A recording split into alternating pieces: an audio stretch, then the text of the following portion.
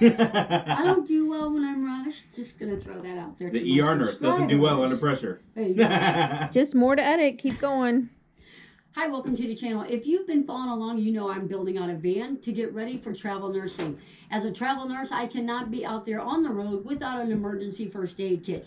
So, you know I'm an ER nurse, and John from Longhaul Lifesavers is an ICU nurse, and we're going to compare bags, but more importantly, we're going to show you what we carry so that it might help you prepare for your first aid. Now, my context is I did a lot of search and rescue. So I built my kit out to be mobile and to deal with anything that I was going to have to come across in the field. So anywhere from airways to stapling heads shut, doing sutures on the fly, lidocaine, a lot of stuff. So I have this built out as a search and rescue kit, and I keep this in my truck all the time. My kit is really designed literally for the layman who knows nothing about healthcare but needs to fix, you know, some cuts and scrapes, that kind of thing. Okay. This kit is built out for stapling skulls back together. It's not meant for, okay, I fix them in the field and then they get to go home. That's not it. I'm stabilizing them in the field while I'm getting medevac coming in to take them to a hospital to stabilize them and get them healthy again. My kit is just to stabilize them until medevac gets there. Mm-hmm. So.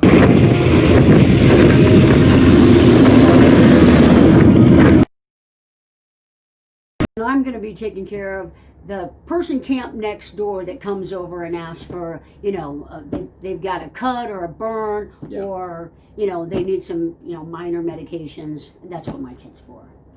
All right, so let's take a look at everything that I put in my first aid kit.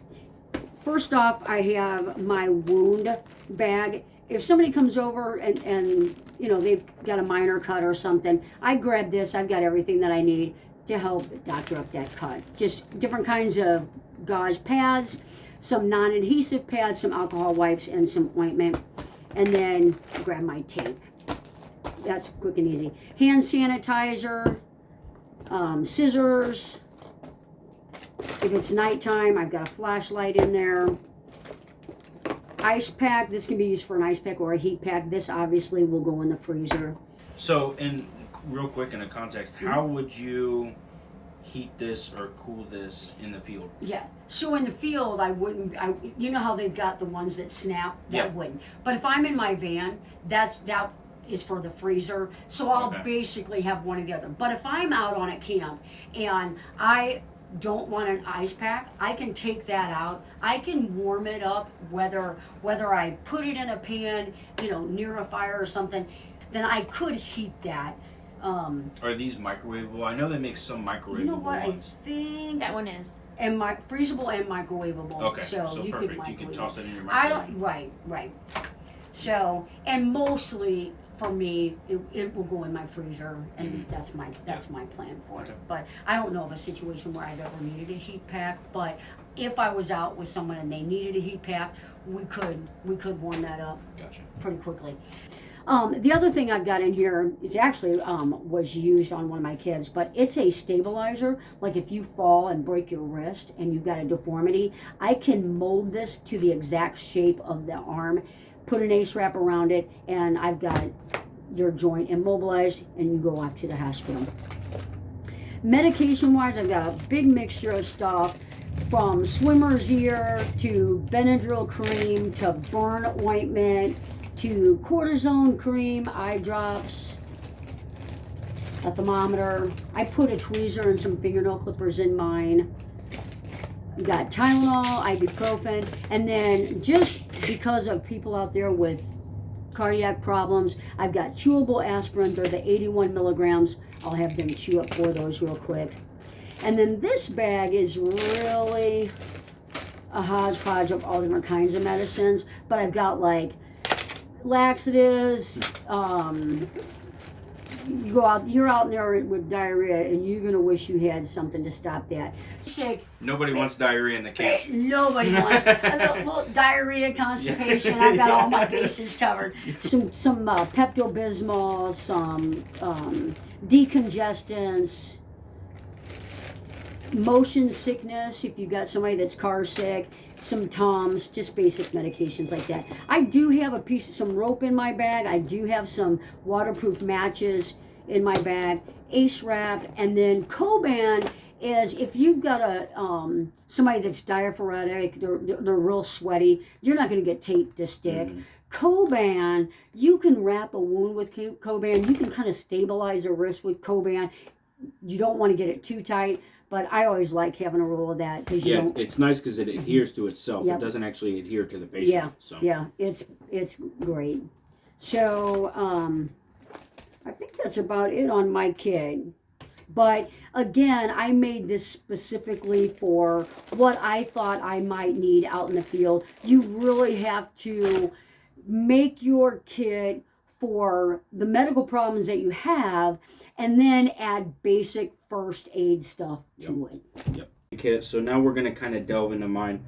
We'll work from the outside and then go in. So like I said, the reason I like this bag is because I can put my rifle in here, cinch it down, and then we have our handy dandy bear spray because it's good for bears and for people. This front pocket here, this houses all of my gloves because I don't want to touch people's dirty wounds or a split open head. If I have to scoop their brains and put it back in their head, I want to have some gloves on my hands. So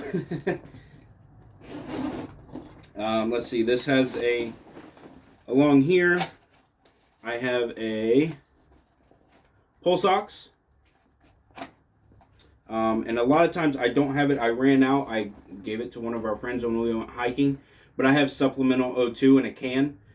So a lot of times if their SpO2 is low, I'll give them a couple doses of oxygen. And especially in high altitude, it's always a good thing to carry. Even when you're hiking, a lot of times I'll use my supplemental O2. So that way I can keep pushing to find that missing person. So I like this bag because you can rip it open and then you got everything laying here. So a couple different things. So I have 2 sets of shears. That way if I need to, if there's another search and rescue member with me, I can pull one out and throw it over to my buddy. Thermometer, some Vaseline gauze. I do a bunch of IV start kits. We start a lot of IVs in the field. So I make them out in kits so that if I have to, I can just grab one and throw it to my buddy, and he can start a kit or an IV on another person. Cool. We have a CPR mask because, again, I don't want my mouth on your mouth. So I'm going to have some kind of barrier. So more IV start kits. I have a blood pressure. Put it on your wrist, and then it'll take your blood pressure. So I have 2 different types of sutures. I have internal and external. Again, suturing up a lot of big wounds. That's what this is based on, is big wounds. Someone smashed their head into a rock. So if you smash your head into a rock, I'm going to staple your head shut, and that's what these are. And I have a few of these in here. Oral airways, OPAs. This little kit has a lot of different stuff in it, and I'm an IC nurse, so I'm very OCD and organized. So you have, try and flip this up without spilling it all out. So I have a couple rubber tourniquets, some aspirin, Benadryl tabs, burn cream, and Band-Aids, and then needles. So needles are not just for fluid. They're also, if I have to puncture through your lung, if you have a collapsed lung, puncture right through and reinflate your lung. Let's see, what else do we got in here? We got some forceps, more scissors. The number one thing that I think everybody should have, even if it's just a general first aid, quick clot. So if you have a decent sized wound that you can't get sutured, you don't have sutures, you pack this into your wound and it's going to stop that bleeding. Wow. And I've never used it, but what they say, if you take 2 of these, you can stop your femoral artery from bleeding. Wow. So these are a big deal. Even I have these in all my bags anywhere I go. Working. Yeah, where can you get them? So you can get these at a camping store where they're prepackaged, or you can get the powder, which I don't think I have any of the powder in here. No, I don't. But a lot of the powder stuff, you can just dump it into like a gunshot wound, and it'll coagulate and clot it up. And that you can get at like a Tractor Supply or a veterinary store, something like that. Honey. I love this stuff. I put this on everything. It's good for burns, and it's also good for, it's a natural antiseptic, so you can put it on your wounds. I don't like the triple antibiotic ointments. I think a lot of people do too much antibiotics, so I like to do the more natural route. It just seems to work out better. So let's see. I got a marker to mark wounds. Here's another big one. Tampons. There you go, yeah. So, gunshot wounds, put this in the wound, and it'll expand. Nosebleed, shove it up the nose, it'll expand. So it's very good. Period. Especially if you're on blood thinners. Yeah. That in there and Scalpels. Again, if I have to make an incision to reinflate your chest. This is major medical. This is major. Another big bottle of aspirin. Like I said, I have some aspirin in this small one. But like I said, I like to have doubles of everything. So if I have a buddy, hey, this dude's having a heart attack. Okay, here's your aspirin. Yeah. Let's see, some Ace Wraps. Got 3 or 4 of those.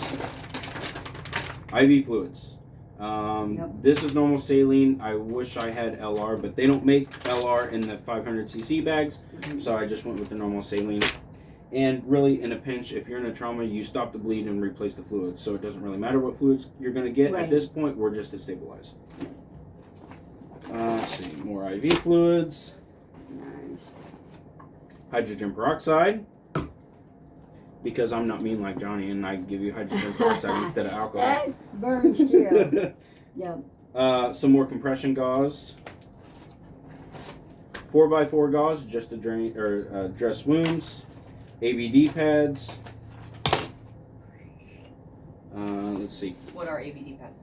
ABD pad is a non-adhering pad.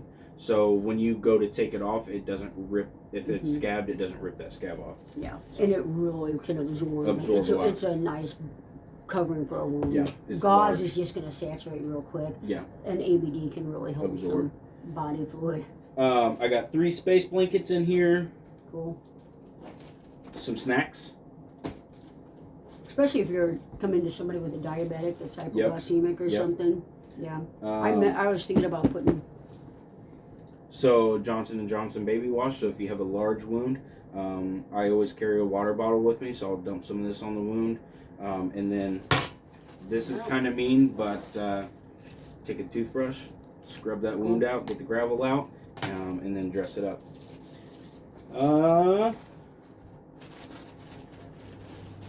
Alcohol wipes, thermometer probes, like I said, ABD pads, and some hand warmers. Yeah. That is pretty much it in my kit. That is major medical. Yeah. That is a set of. I was looking for the intubation tube. I got everything but an ET tube. Yeah. That's in the one in the basement. So like I said, as you can see, mine is a little more in depth. But that's because you build your pack out to what your context is. If my context is search and rescue, then this is what I need. If I'm going on a camping trip, I don't need this. Right. Granted, it has everything I need, but I'm not going to use all of it because that's not my context. If I scrape my knee, I'm not going to staple my knee back together. I'm just going to put some Honey on it and put a bandage on it. And it's the same thing with yours. You're building yours out to go to a campground in your van, and that's perfect. Right. And that's the point we're trying to get across, is you can go as berserk as you want, but you don't have to. You build it to your context. Right.